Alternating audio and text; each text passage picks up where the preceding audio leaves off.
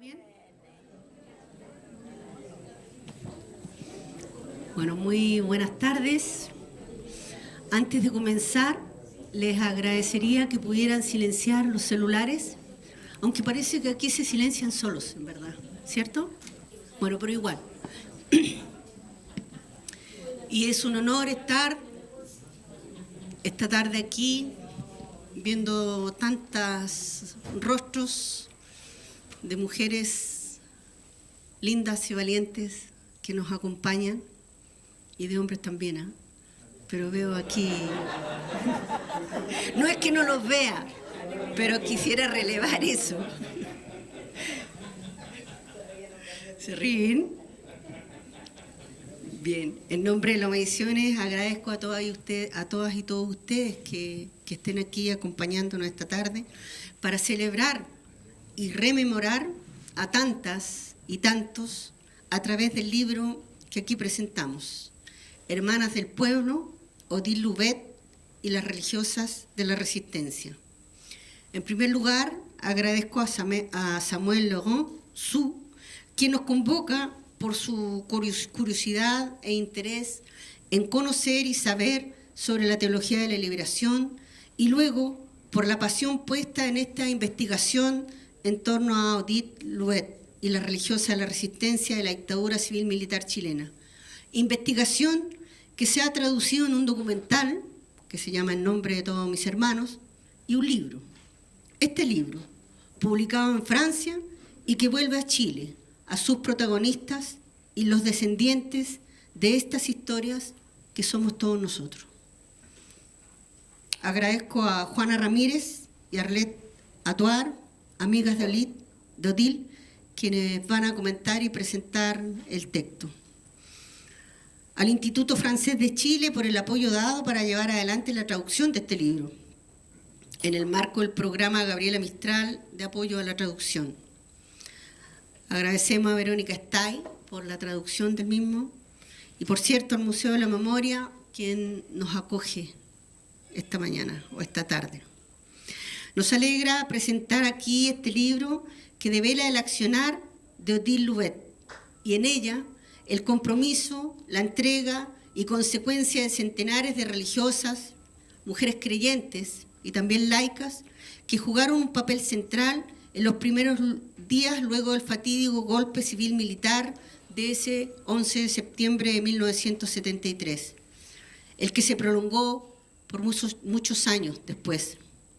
Compromiso que en muchos casos hacía parte de una trayectoria anterior de hacer la vida como la vive el pueblo pobre.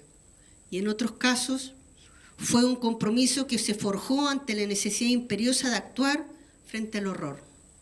No es posible que nada hagamos, decía Odile. Este libro es una pieza fundamental de la reconstrucción de nuestra memoria social, política y sobre todo humana. El amor al prójimo hecho carne en cada decisión y acción llevada a cabo por estas mujeres valientes, aguerridas, que jugaron su vida por salvar la vida e integridad de los otros.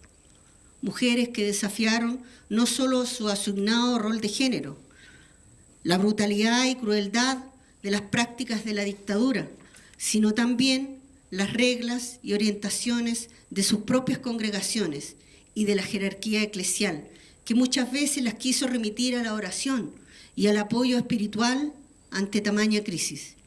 Y sin embargo, el mandato cristiano y humano que ellas sintieron las llevó a ocupar el lugar que la historia les demandaba, llegando incluso a renunciar a sus propias congregaciones. La visibilidad de estas religiosas, de estas mujeres cristianas, creyentes, resistentes, es también un acto de justicia con lo que fue su vida de amor y entrega, que ha sido también la vida de todas y todos quienes lucharon por una sociedad de mayor justicia y humanidad. A 51 años del golpe de Estado, cada uno de ellos camina con nosotros, a pesar del nebuloso tiempo que estamos viviendo, a pesar de la falta de claridad, de no saber cómo levantar un proyecto de transformación que otorgue la anhelada justicia y dignidad que todos merecemos. La memoria de cada luchador y luchadora se levanta como potencia, como semilla que nutre ética y moralmente los anhelos de una mejor humanidad. Es por ello que libros como estos son y seguirán siendo necesarios. Gracias, Samuel, por eso. Odile, Clotilde, Hilda, Sheila, Blanca y tantas otras, presente, ahora y siempre.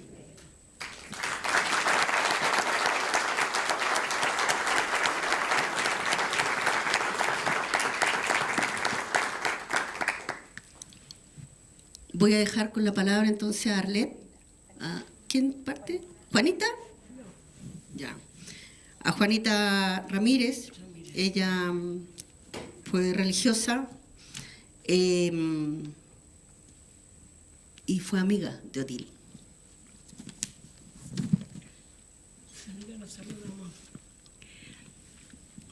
Primero que nada, quiero agradecer en nombre de todos los que vivimos la experiencia de la Iglesia Popular, a Samuel Siu y a ustedes, los presentes, por su asistencia a la presentación del libro. Hermanas del Pueblo, Odile Louvet y las religiosas de la Resistencia. Samuel logra con este libro hacer justicia a todas las religiosas extranjeras que llegaron a nuestro país en tiempos difíciles y trabajaron con los más desposeídos, marginados y perseguidos. Gracias, Samuel, por el esfuerzo emprendido y por todo lo que has logrado.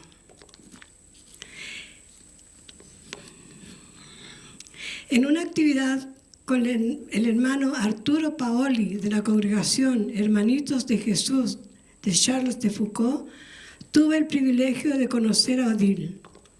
Pertenecía a una congregación religiosa francesa que atendía la pastoral escolar y visitaba las poblaciones para dar educación a niños de sectores populares, que serían sus alumnos a partir de 1965.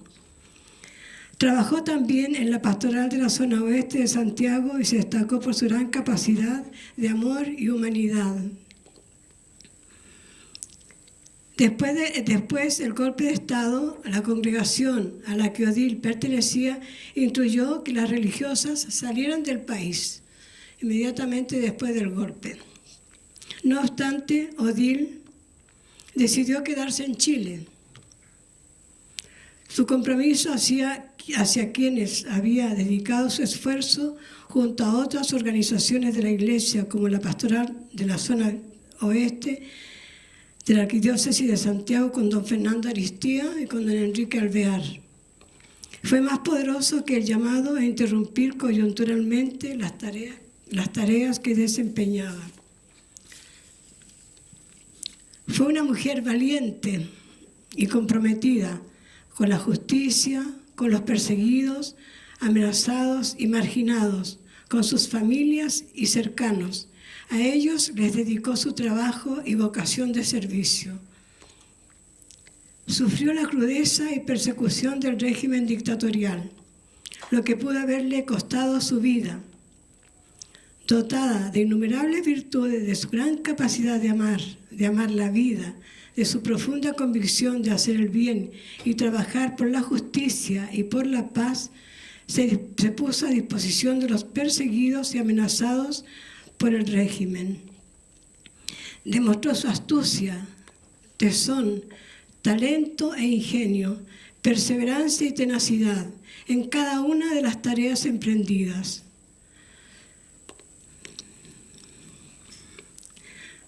Por diferentes circunstancias, entre ellas el compromiso de sus condiciones de salud, fue a juntarse con su familia en Argentina. La buscamos, nos reencontramos con ella en el pueblo de Lobos, ya fallecida, yace ahí en la sepultura familiar. Odile, Dejaste profundas huellas en una parte dolorosa y sufriente de la historia de nuestro país. Con estas palabras quiero contribuir a hacer vivo tu recuerdo y a reparar en lo posible la omisión y el desamparo en que indiscutida e imprudentemente como sociedad te erigimos. A todos y cada uno de ustedes, muchas gracias.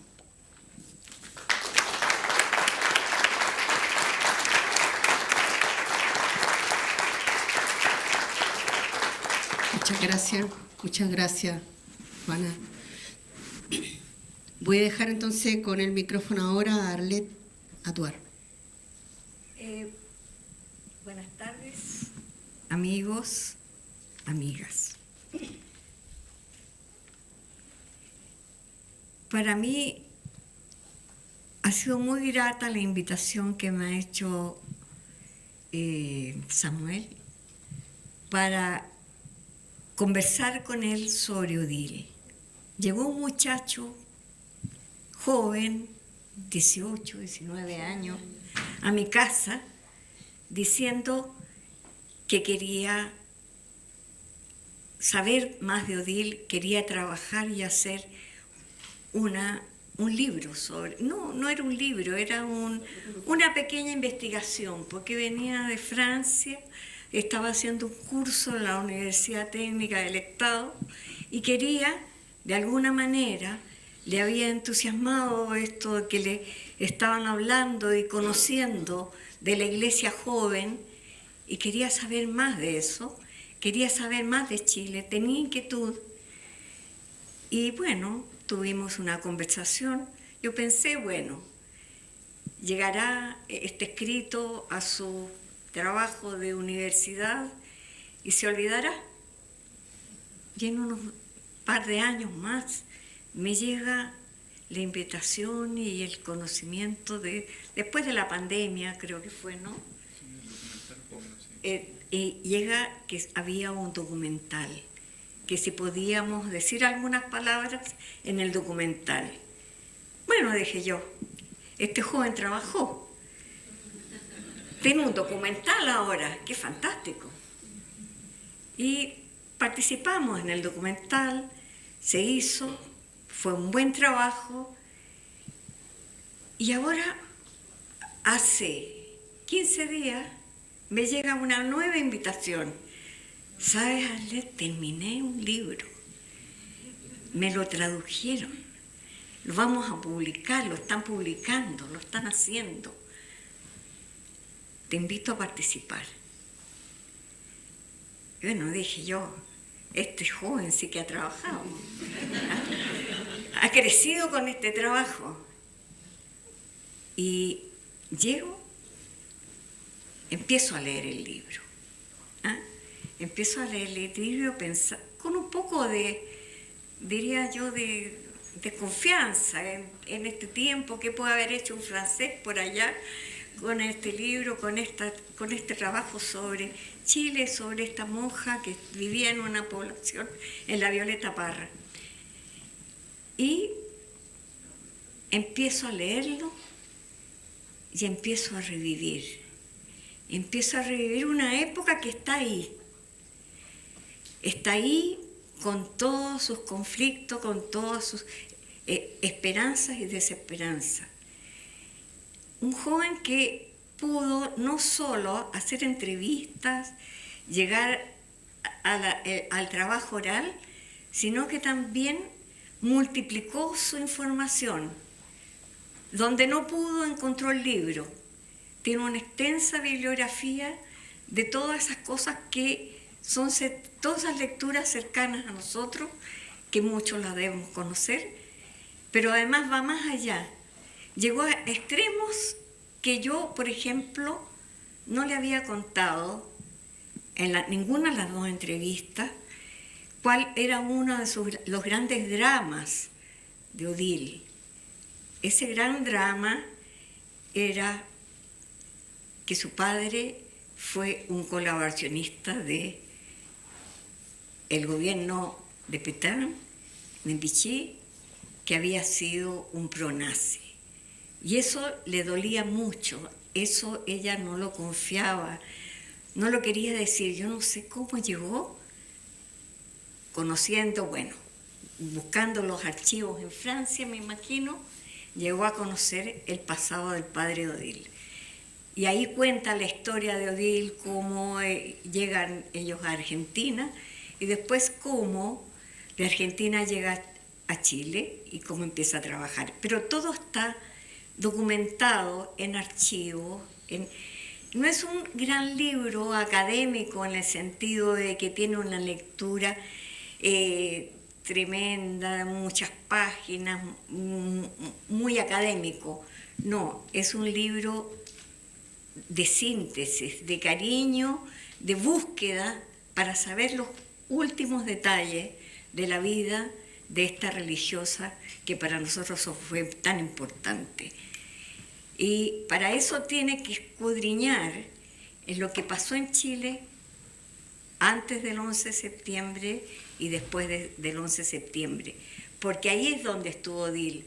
Estuvo trabajando, participó en la iglesia joven, en la toma de la catedral, en todas las cosas que nosotros conocemos, porque veo que aquí somos muchas cabecitas canas y todos vivimos esa época y sabemos de lo que significó toda la euforia que tuvimos en una época del pregolpe y cómo fue ese espaldarazo y cómo fue esa desesperanza que nos vino después del golpe y que los pobladores y que las mujeres pudieron y la resistencia pudo ir revirtiendo para llegar después a todas las protestas y al final terminar con la dictadura de Pinochet. Pero eso fue un esfuerzo de muchos y Odile estaba en medio de esos esfuerzos. Ella participó en cada momento de la historia antes y después del golpe. Participó en las poblaciones, en crear la iglesia, en ayudar a fortalecer la iglesia popular. Trabajó con todos los grupos de religiosas y religiosos que había en la zona oeste. Allá fue su trabajo y eso está muy bien relatado en el libro por Samuel, cómo ella participó tanto antes como después cuando empezó la dictadura, cómo ella empezó con el comité no solo el comité, antes del comité de Propaz, cómo empezó a trabajar con otros religiosos, entre ellos La Blanca, el padre Bolton y todos, Puga, en fin, todos los que empezaron a proteger a los que estaban siendo perseguidos, ayudarlos a ubicar dentro de las embajadas o en casas de apoyo, como pasó conmigo, por ejemplo. A mí me acogió Odile en su casa después de Mayoco.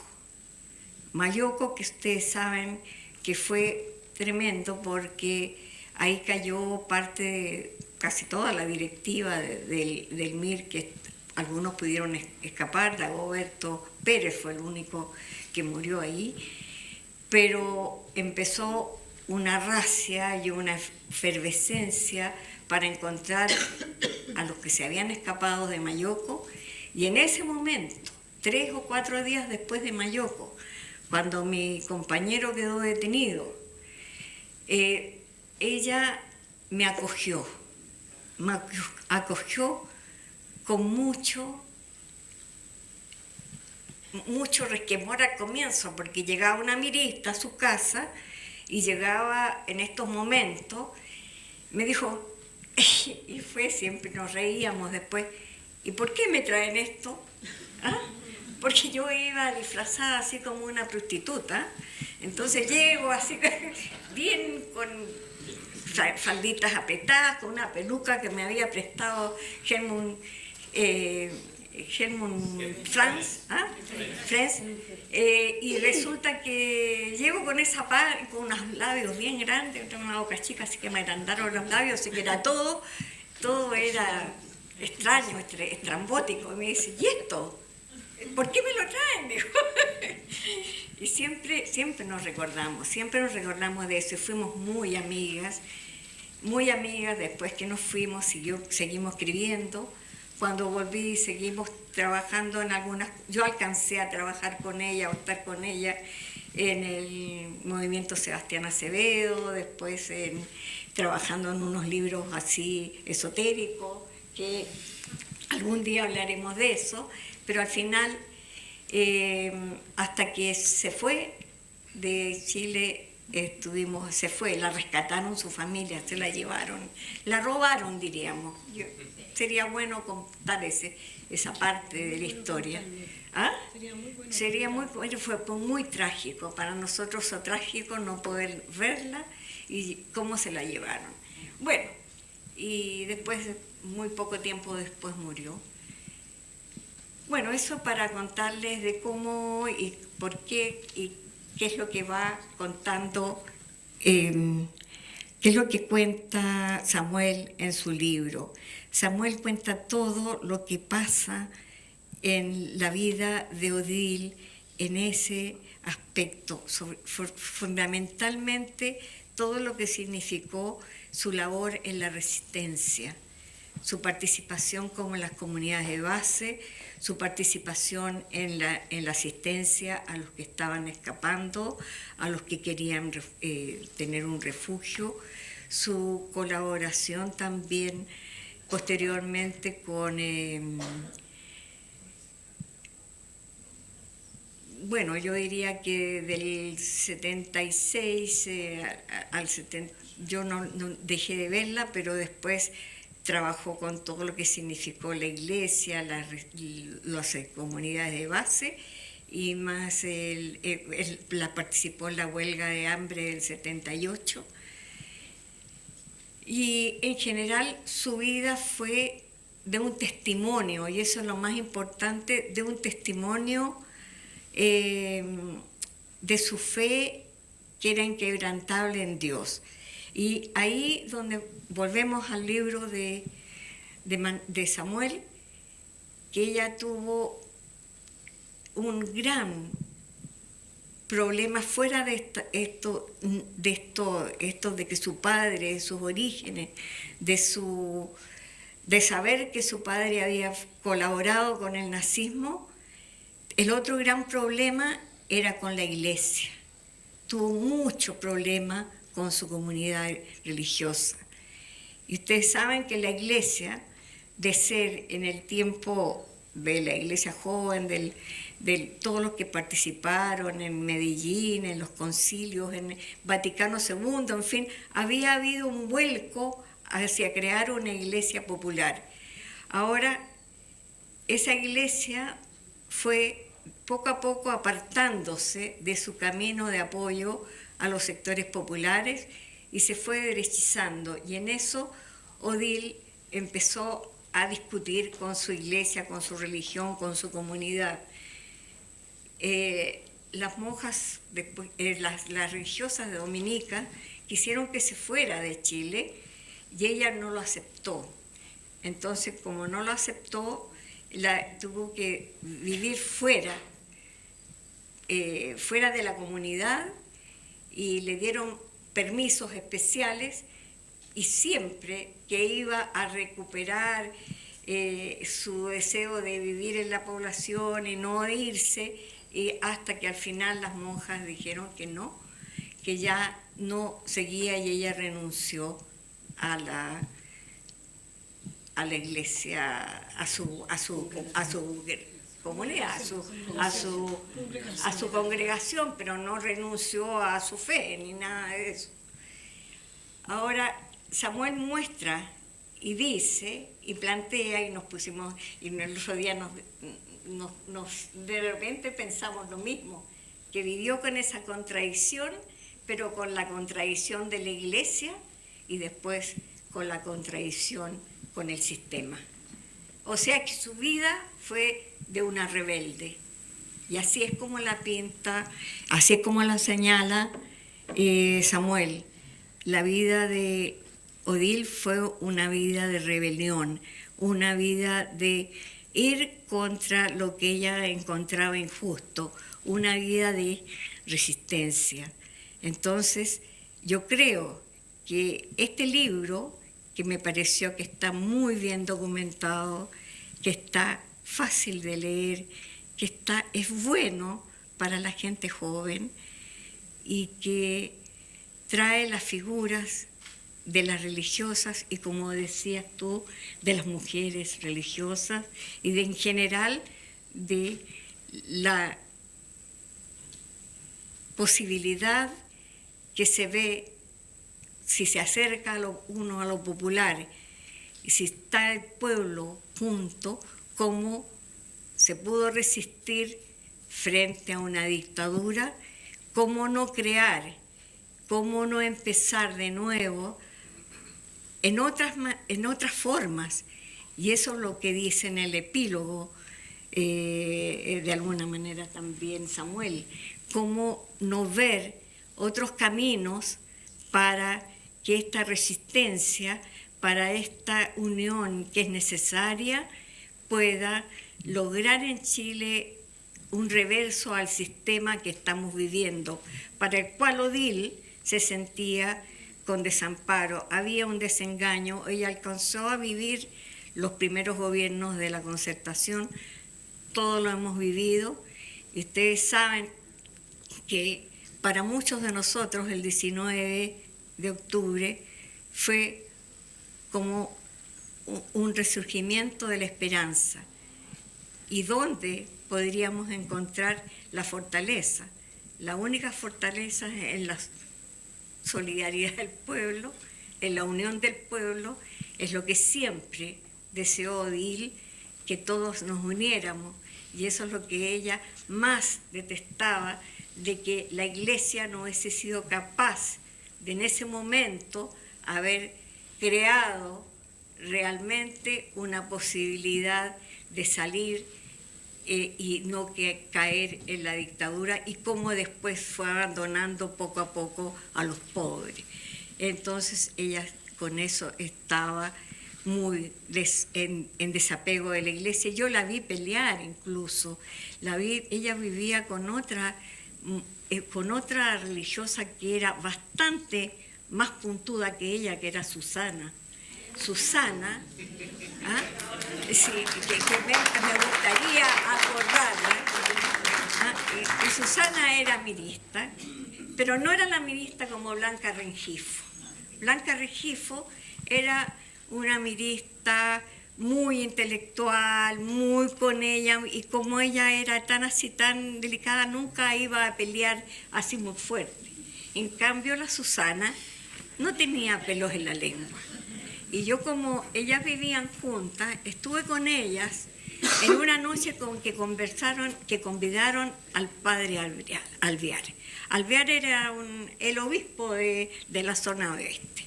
Entonces ella era una población pequeña, la Violeta Parra, y en esa población nosotros, la casa era un comedor con 4 sillas, y ahí llegó el obispo, qué sé yo. Ella había hecho esa casa. Claro, ella sí, ella trabajaba en general como fuera. Una vez me hizo llevar con ella en una carreta de feria, de carga, muebles y cosas que recogía para llevarlos a los traperos de Maús. ¿Se imaginan ustedes por las calles de allá de la zona oeste? Caminamos no sé cuánto, yo creo que kilómetros, con una carretera, y nosotros íbamos como los caballitos, aquí con el... Sí, esa era la Odile. La Odile era la no, fin. Después podríamos contar algunas anécdotas, pero les quería decir que en esa conversación, en esa comida con Alvear, lo retaron, la Susana lo puso de vuelta, le dijo todo lo que pensaba. Así yo, que pensaba que las religiosas eran muy respetuosas de las autoridades, nada que ver. Ellas le dijeron todo lo que estaban pensando en ese minuto de la iglesia, de cómo estaba la iglesia, porque no bastaba con tener un propás, ni todas estas cosas, ni nada. Había que estar con los pobres, no cambiar, porque la iglesia se estaba alejando, y la iglesia en realidad no fue capaz de revertir el proceso. Lo revirtieron las comunidades de base, la resistencia, los jóvenes, que no eran todos religiosos, fue todo el pueblo la que revirtió el proceso. Ni fueron los políticos, ni fue la iglesia. Fue el pueblo el que pudo realmente desbarajustar a la dictadura. Ahora, y quizás sería el camino, nuevamente, ¿no? Que la comunidad, la solidaridad, el estar junto al pueblo, quizás pueda cambiar este sistema en que estamos viviendo, que no a todos nos gusta, ¿no? En relación a la ida de Odil, a cómo se fue, nosotros estaba ella en una casa de reposo, finalmente, de Las Rosas, el lugar Las Rosas, creo, no sé cómo se llaman, y resulta que estaba más o menos bien atendida, pero nosotros necesitábamos una firma de su familia de Argentina, para que ella retirara unos dineros que necesitaban para comprarle una silla de ruedas y otras cosas. Y la familia apenas supo que había dinero que podía cobrar Odil, la vino a buscar, se la llevó. Y no nos dijo nunca más dónde estaba ni qué era. Después supimos que se había muerto 3 o 4 meses después que la llevaron. Fue triste como la trataron, pero ella cada vez que iba a ver a sus hermanos llegaba enferma, porque peleaba con ellos, porque discutía, porque el hermano que vivía en Argentina seguía con la misma imagen que tenía su padre de la sociedad, y tú tuviste con el padre, podrás decir, con el hermano, o el sobrino, creo que fue el sobrino, que no, en realidad no andanaron los pensamientos del abuelo, ¿no? Entonces fue triste. La ida de Odil en ese sentido fue triste porque estaba lejos. Nosotros por lo menos al hogar la íbamos a ver, estábamos con ella. Pero ahora quiero que recordemos a no solo a Odil, sino a Susana y a todas las religiosas que murieron en y además, sin querer, supe de una militante nuestra que era, a través de la investigación de Samuel, que era una monja, una religiosa uruguaya, la madre Francisca, Pancha le decíamos nosotros, y Pancha, nunca supimos qué había pasado con ella, militaba en nuestra base. La habían tomado en el Estadio Nacional y después la expulsaron y al final supimos que había llegado a pelear con el ERP en Argentina y desapareció y nunca más se supo de ella. Ahora, yo creo que con esto y decir que en realidad el libro de Samuel merece un aplauso porque fue un trabajo muy, muy acucioso. Gracias. Gracias, Arlet.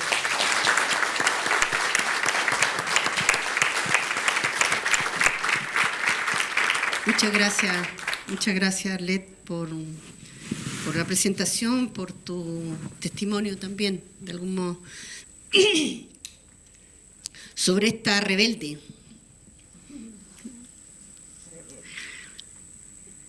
Voy a leer un epígrafe. He sentido la muerte en torno a mí, he sido salpicada con su sangre, he visto la miseria de mi pueblo y me desgarra. He visto la injusticia a mi alrededor y me subleva. No puedo aceptar este mundo de pecado que me duele y me hace gritar esta noche pidiendo un poco de amor, un poco de clemencia, un poco de misericordia. Es una invitación a cambiar este mundo para que podamos ser un poco más felices, un poco más hermanos. No, no es posible que nada hagamos. Nadine Louvet, 1974. Bueno, aquí está el espíritu de Nadine. Y en él el espíritu de todas esas mujeres, ¿no? Como ya lo señalaba también Arlette, esas mujeres que se rebelaron, ¿no? Y esas mujeres que nos dedicaron a la espiritualidad pura y aséptica, digamos, sino que yo creo que eso también es lo valioso de este libro, sino que da cuenta de cómo sintieron la compasión, la decepción, el odio, sintieron odio, ¿no? Pero sintieron un profundo amor. Y ese amor fue el que las hizo actuar, y actuar en consecuencia total, digamos. Y eso es lo que conmueve también de esta historia, y que vale la pena recordar, seguir recordando, ¿no? Bueno, voy a dejar finalmente al protagonista de este relato, ¿no? Quien nos hace el relato, a Samuel Laurent Tsou. Él es doctorado en Historia por la Universidad de París-Séclar, Pontificia Universidad Católica de Chile, y director del documental En nombre de todos mis hermanos, que es del año 2019. Premiado en el Festival Internacional Atlántido de Montevideo. Publicó su primer libro, Las mujeres contra Pinochet, en Francia, el año 2023, traducido por Verónica Stay. Este trabajo es fruto de una investigación realizada por el autor en Chile junto a una veintena de mujeres cristianas implicadas en redes de resistencia durante la dictadura.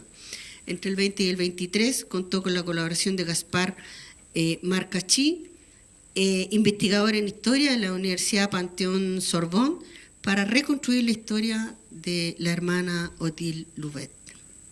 Samuel, el micrófono es tuyo. Gracias.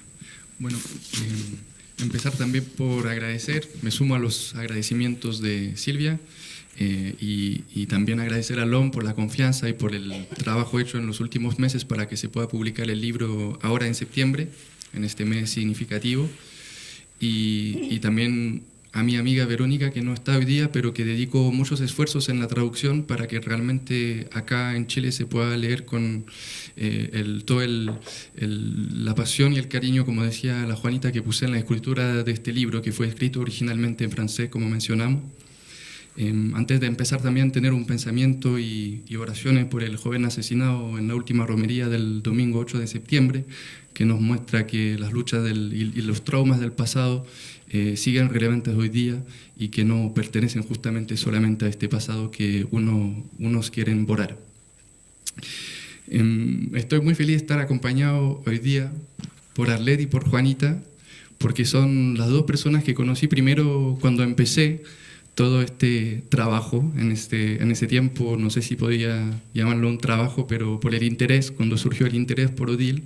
Y me acuerdo todavía muy bien de cuando fui por primera vez a la casa de Arlette a preguntarle sobre la Odile, y cuando fui al hogar a visitar a la Juanita también, preguntándole sobre la historia de su amiga Odile y de las otras religiosas en ese tiempo extranjeras que han participado y que se han comprometido con el pueblo chileno. Me llamó la atención, primero, la historia de Odile por un elemento que destacó Arlette, que yo llamo en el libro la triple desobediencia. Una desobediencia primero hacia el legado familiar y el pasado traumático representado por el exilio, porque también ella vino a Latinoamérica por exilio, porque su padre huyó de Francia después de haber sido juzgado allá por la colaboración con los nazis. Entonces, lograr salir de esta historia familiar para decidir vivir su cristianismo, vivir su fe y vivir sus compromisos personales más allá de lo que su familia le había aprendido y transmitido, me parece muy relevante. Lo segundo es, obviamente, como lo planteamos, la desobediencia hacia su congregación, que no fue ella que renunció, sino que fue la congregación que le pidió renunciar. Y eso también es un hito relevante de la historia de Odile, y eso también ha sido un elemento muy traumático en su vida, obviamente después del golpe y de todo lo que vivió.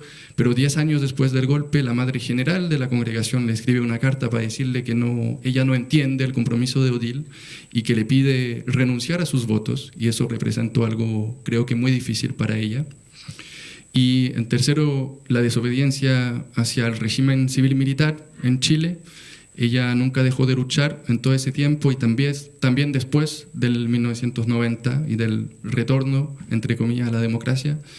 Entonces, la vida de Odile y lo que pude aprender de ella a lo largo de esos años ha sido una experiencia muy, muy importante para mí. Por eso también quiero agradecer a muchas personas que reconozco en la sala, que más allá de la investigación y más allá del trabajo histórico realizado en este libro, como lo decía Arlette, no se trata de un libro académico propiamente tal, sino que yo lo consideré casi como una misión en los últimos años, y me he sentido siempre muy acompañado por la gente que tuve la oportunidad de conocer acá en Chile. Quiero expresar todo mi respeto y toda la suerte que tuve de conocer a muchas religiosas, pero no solamente, también laicas, militantes, asistentes sociales, miristas, profesoras que me han acompañado en los últimos años y me han acompañado en mi propio camino personal, en mi propio camino espiritual, intelectual también. Y eso para mí es tal vez lo que más destaco de estos últimos años. Empecé con los 19 años.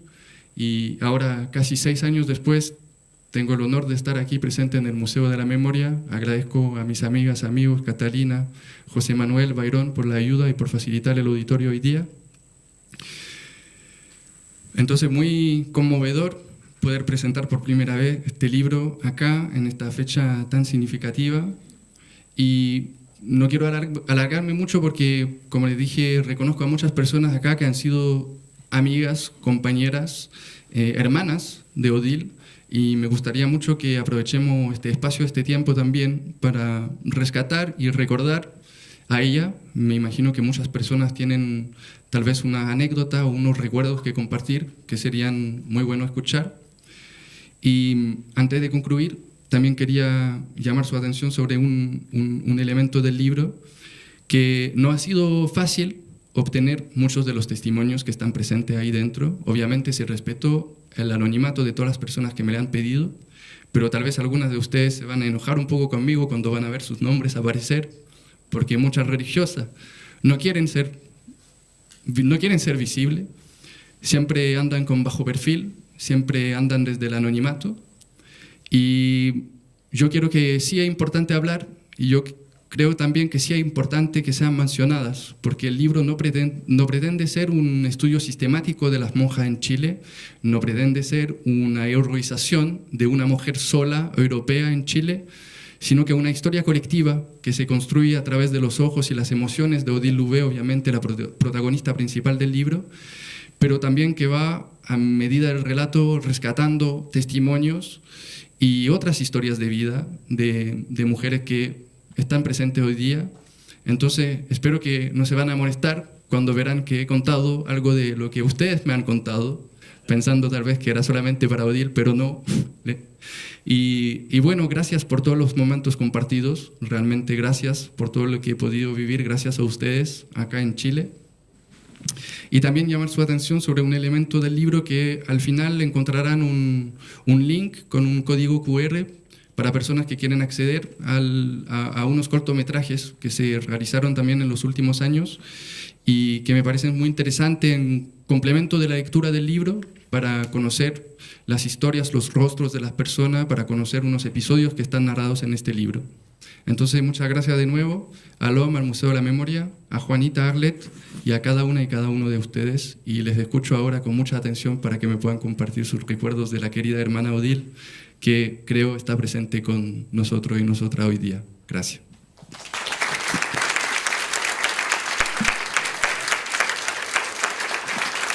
Muchas gracias Samuel por este valioso trabajo y por tus palabras. Veamos quién quiere tomar la palabra.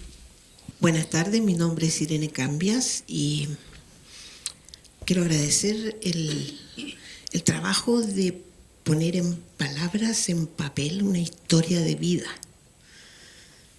La Odile era 20 centímetros más alta que yo era 20 años más joven que ella, pero ella iba como a 20 kilómetros delante mío. Cuando uno estaba pensando hacer cosas, ella ya las había hecho. Y la Odile es una de las tantas mujeres que me marcaron el camino. En el Sebastián Acevedo, en el movimiento contra la tortura, era ella, llegaba ella y era como, ya, como era tan alta, entonces una como que se ponía atrásito de ella, así, para no sé, pues, para sentirse más segura. Pero yo agradezco este trabajo porque, como han dicho ya varias veces, detrás del nombre de Odile, yo podría hacer una lista interminable, ¿no? Aquí está la Marine, la Donata, la Margarita, la Anita Gossen, la Cristina. Y algunos varones que también nos acompañaron. Entonces, estas mujeres marcaron mi vida y siempre me digo, si ellos pudieron, yo puedo. Muchas gracias por el trabajo, Samuel. Gracias.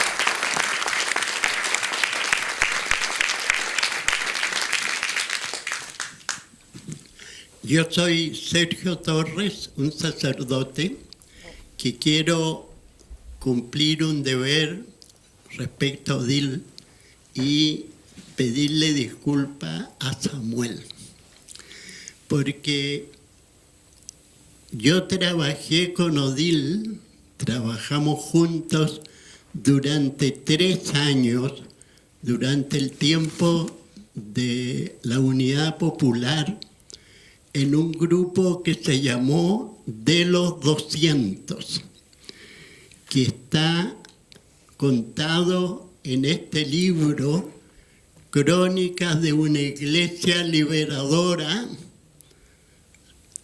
también publicado por LOM en esa época, un artículo de Roberto Bolton, a quien también rindo un homenaje, como todos sabemos lo que él significó, sobre el movimiento de los 200. Y Odile fue secretaria de ese movimiento durante los 3 años.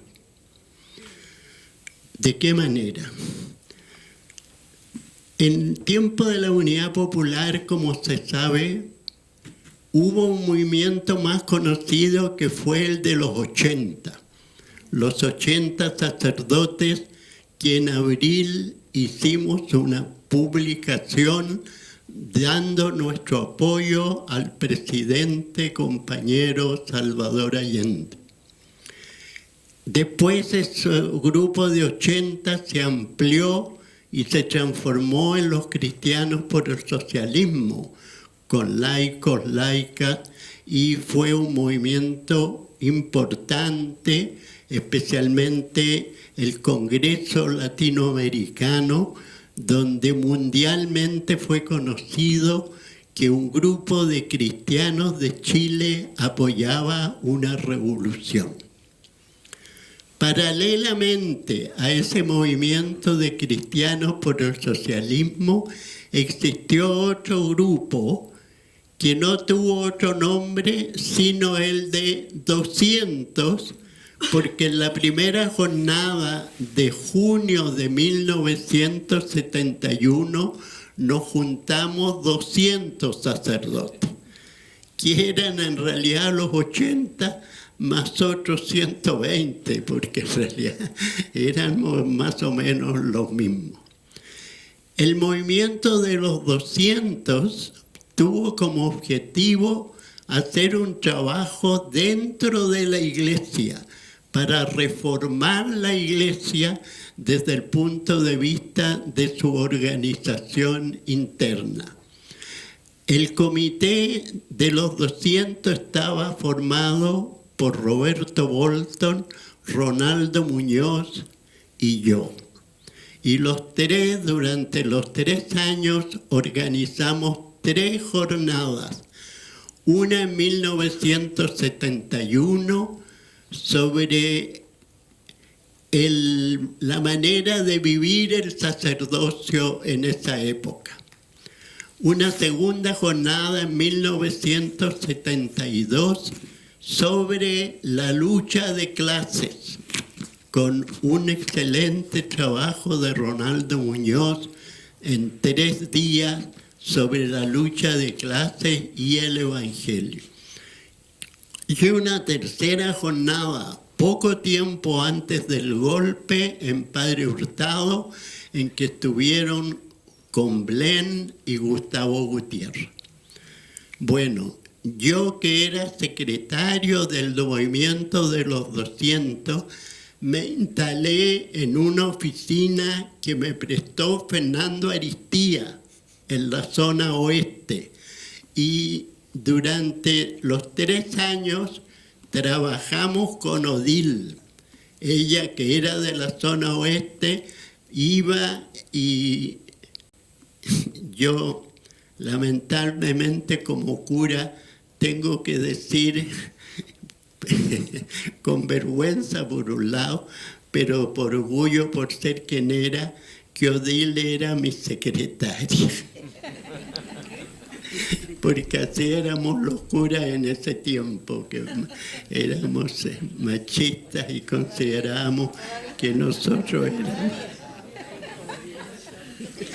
Pero estoy arrepentido.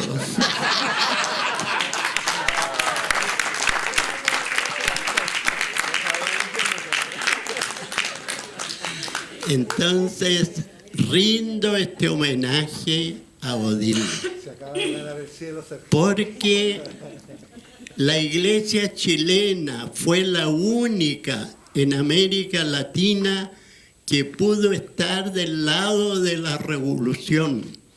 No fue en ninguna parte, ni en la Revolución Francesa, ni en España, menos en la Unión Soviética, ni en los países de África donde hubo revolución, menos en China. Aquí los cristianos por el socialismo dijimos, no vamos a permitir que la revolución del presidente Allende sea atacada por la Iglesia. Y nosotros, por lo menos los 80 y también los 200, vamos a apoyar a este proceso revolucionario.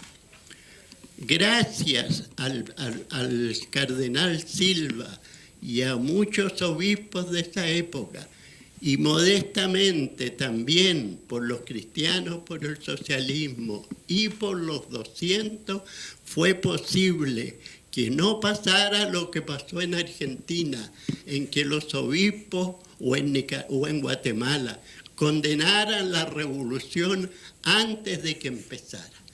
Y Odil fue parte de ese gran esfuerzo y mérito, creo yo, de esa época. Yo también me alegro de ver aquí tantas personas que participaron en esa época. También todos ustedes, todos nosotros fuimos fieles a Jesús y a la acción por los pobres. Finalmente, yo siempre hablo muy largo, así que... Como siempre. La Marina me dice como siempre. Bueno, quiero hacer una invitación. Se trata de Mariano Puga.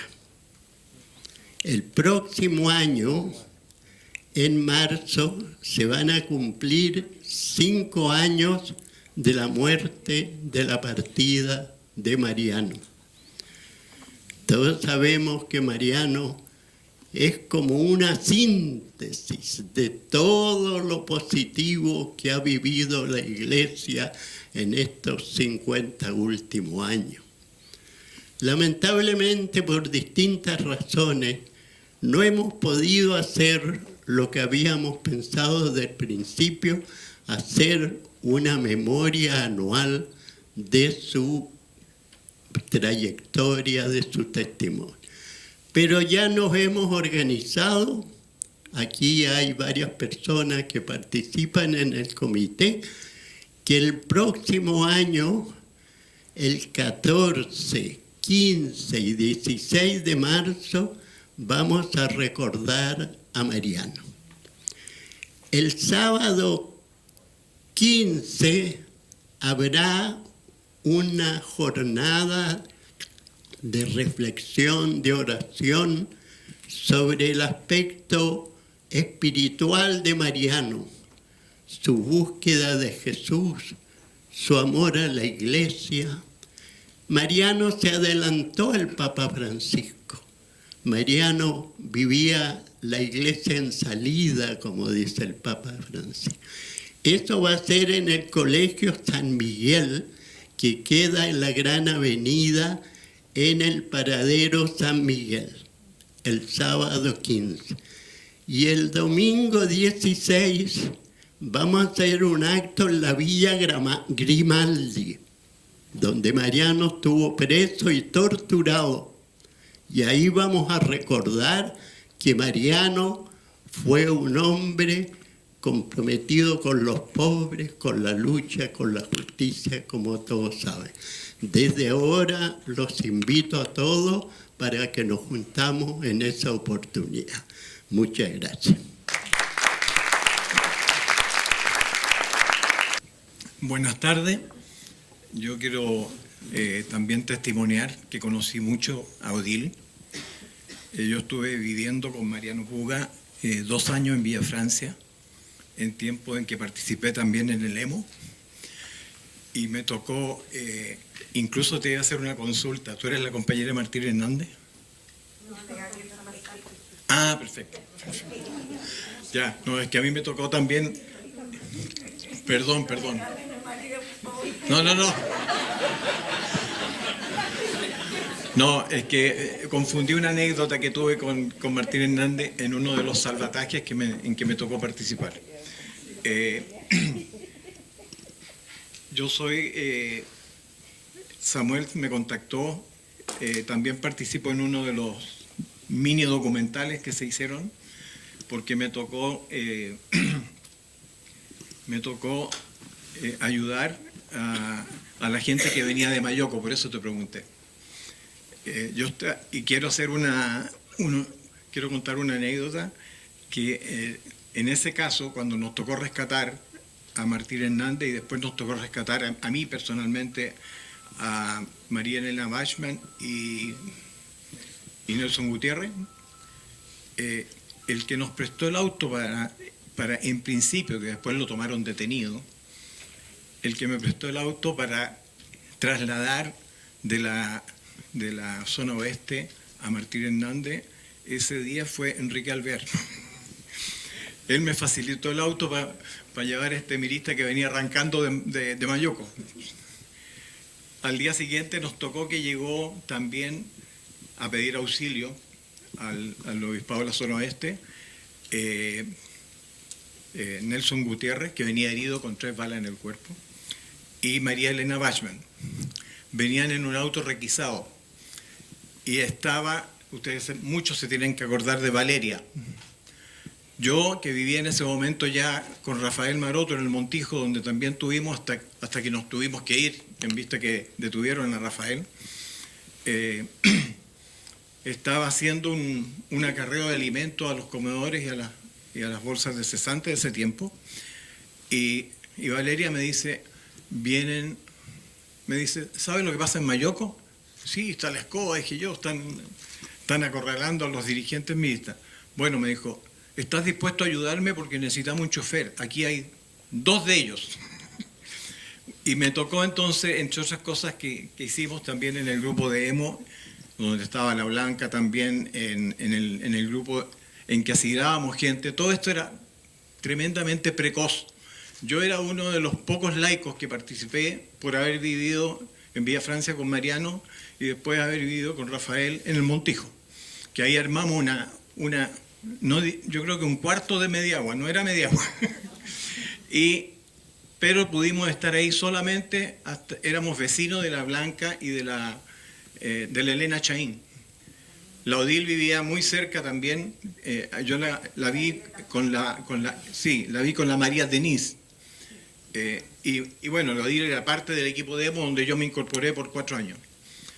Un poco testimoniar y lo que más me impresionaba de la Odil, que tuve muchos contactos con ella porque participamos en emo durante esos 4 años, es la tremenda fuerza de voluntad que tenía para decir, hagámoslo.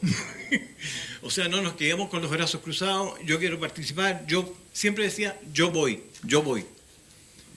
Y ese es un poco el testimonio que quiero dar y que para mí, personalmente, la vivencia de esos 4 años en poblaciones marginales, viniendo de un sector medio, me sirvieron mucho para el resto de mi vida. Gracias, Samuel.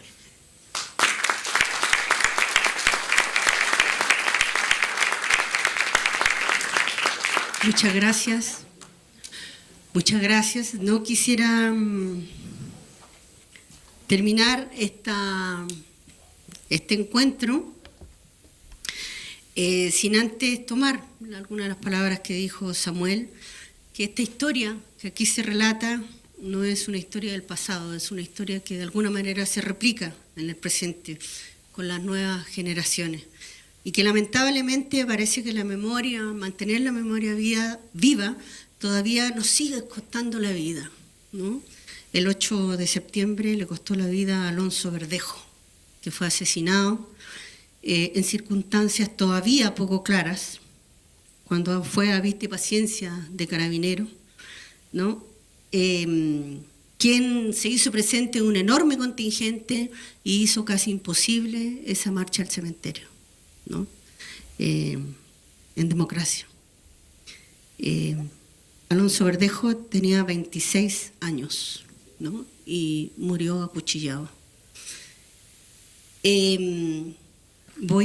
Quisiera que le pudieran dar el micrófono un segundo a Aquiles Córdoba, que es del Comité Memorial Puente Bulnes, que va a hacer una invitación. Buenas tardes, mi nombre es Aquiles Córdoba, yo soy del Comité Memorial del Puente Bulnes. Bueno, ¿qué tiene que ver el Puente Bulnes con Odil? El Puente Bulnes fue un paredón preferencial después del golpe militar, en donde fueron ejecutadas más de 300 personas. Algunos de ellos cayeron a causa del río y fueron a dar en la zona de Cerro Navia. Odil estuvo dentro de las personas que enterraron a muchos de esos compañeros, los cuales están en calidad de desaparecidos. Con la crecida del río, después se eliminó todo vestigio. Bueno, este año nosotros teníamos considerado realizar un pasacalles y una marcha desde la población Juan Antonio Ríos hasta el Memorial del Puente Bulnes. Y teníamos definido un recorrido. Pero el día domingo, en la tarde, cuando estábamos en Venda Sexy, nos llegó la confirmación de que había muerto Alonso Verdejo. Alonso Verdejo vivía en Waterloo, al llegar a Vivaceta. Él participaba en el local de la Trenza La Río y también con el Centro Cultural La Juanita. El día de ayer estuvimos en una velatón y acompañando a su familia. Hay gente que se quedó toda la noche en la calle. Y bueno, decidimos cambiar el recorrido y vamos a hacerle un homenaje el día de mañana, pasando frente a la casa de Alonso y también frente a las canchas donde él jugaba básquetbol. Él era anarquista y basquetbolista. Bueno, quiero presentarles a la Motita, Muchos no saben quién era la Motita. La Motita era una chica que tenía 14 años de edad y 6 meses de embarazo, y que fue fusilada junto con 14 muchachos, jóvenes y adolescentes de Puente Alto, y ella tenía 14 años de edad y 6 meses de embarazo. Previamente a eso, la 20ª comisaría de Puente Alto, aparte de su condición de adolescente y de estar embarazada, fue violada. Posteriormente, en el traslado a la 4ª comisaría en Chiloé, nuevamente fue violada. Y después que fue asesinada en el Puente Bulnes, fue enterrada en el cementerio católico Bajos de Mena. Como después no reclamaron sus restos, fue a dar a la huesera, a una fosa común. Ella es de los que han sido ignorados. Es la única mujer que hemos identificado dentro de los ejecutados del Puente Bulnes. Hay 56 personas, la mayoría de ellos eran jóvenes, hombres adultos, incluyendo 9 GAP. Hay 4 masacres documentadas y ella hasta el momento es la única mujer identificada. Sabemos que hay más mujeres, pero no están identificadas. Tenemos un testimonio recogido de una testigo, de una chica, digamos, que tenía 12 años, que da cuenta que iban a ver los cadáveres en el Puente Bulnes y que llegó a contar con su hermana 48 cadáveres en la Ribera Norte. Y en la Ribera Sur habían otros tantos cadáveres.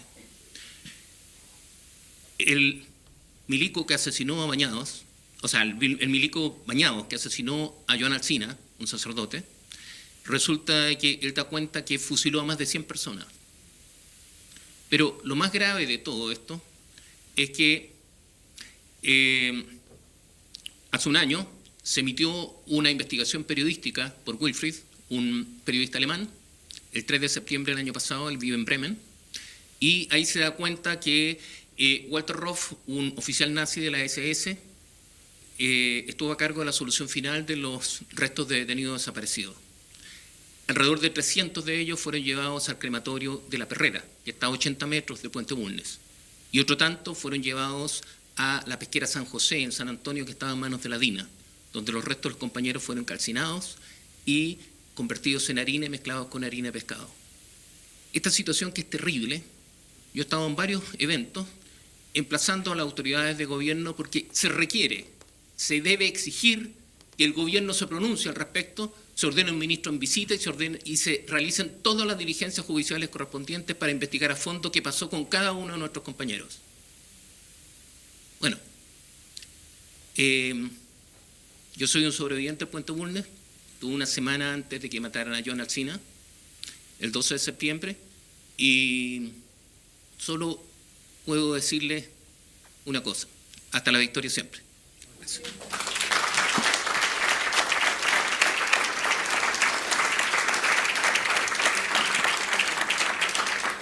Gracias, Aquiles. Bueno, duro todo esto y pareciera que no tiene fin. Quiero cerrar este acto a la memoria de Alonso Verdejo y de todas las mujeres imprescindibles, las que están aquí, las que ya han partido, de todos esos seres humanos que dejan huella y marcan el camino. Quiero que cerremos con un aplauso por todos ellos y por todos esos cristianos que hicieron iglesia, comprometidos con los cambios revolucionarios, como decía ahí el sacerdote. Y sobre todo que se sigan sintiendo honrados, ¿no?, y orgullosos de haber sido parte de esa historia. Un aplauso para todos ustedes.